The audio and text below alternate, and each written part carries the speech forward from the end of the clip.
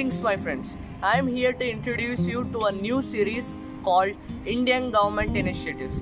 In this series, I am going to speak about the schemes done by Indian government in the past as well as present. I will initially speak on what basis these projects were formed, their performance, criticism, and I am even going to represent my point of view towards these initiatives and more.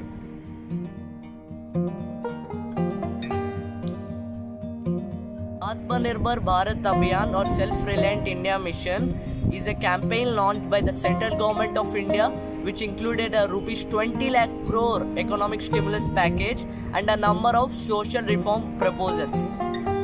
As part of relief measures in the aftermath of COVID-19, our Honorable Prime Minister announced a special economic package and gave a clarion call for Atmanirbhar Bharat or Self-Reliant India. He noted that this package of rupees 20 lakh crore includes recent announcements on key supporting sectors and measures taken by Reserve Bank of India, which is almost equivalent to 10% of India's GDP.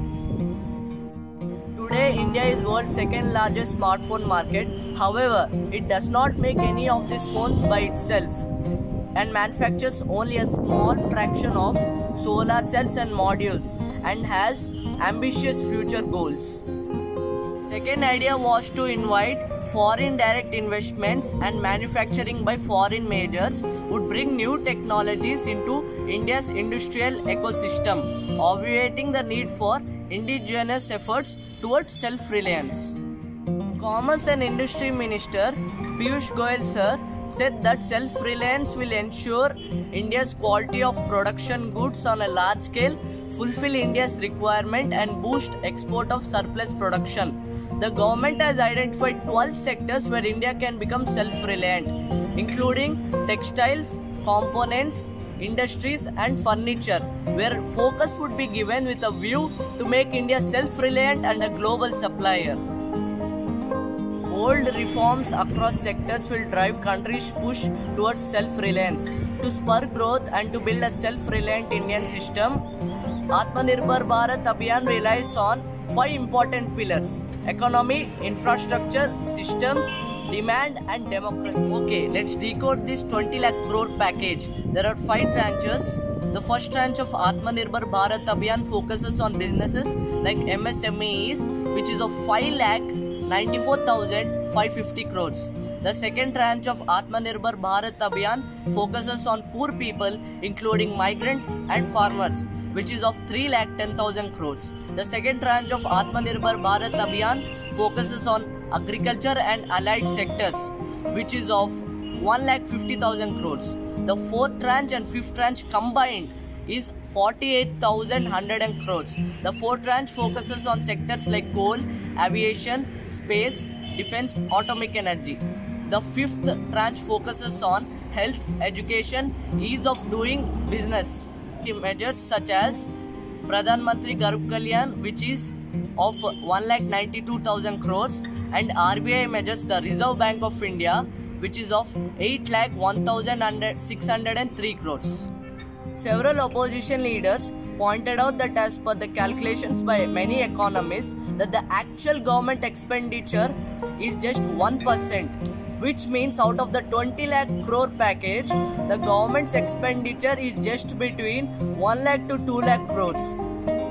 The actions of RBI were included as part of the government's fiscal package, whereas government expenditure and RBI's actions cannot be clubbed together. Many economists suggest that the Indian government needs to spend more in order to prevent an economic contraction. And even recently, because of this India's GDP crash of minus 23%, India has to spend more and build its infrastructure in order to cope with this crash. State governments, which are at the forefront of fighting this pandemic, have not been supported adequately through via fund transfers. Rajnath Singh sir, our Defence Minister of India and Defence Ministry, has decided to put a ban on import of 101 defense items in order to boost indigenization of defense production in our country. As you all know that the Indian government has put a ban on 118 Chinese apps including PUBG, saying that it is prejudicial to the sovereignty and integrity of India, defense of India and security of public order and state, due to which Tencent has lost $34 billion within 2 days after PUBG ban. Akshay Kumar, an Indian actor, said an alternative to PUBG, an Indian game called Fauji, which means Fearless and United Guards.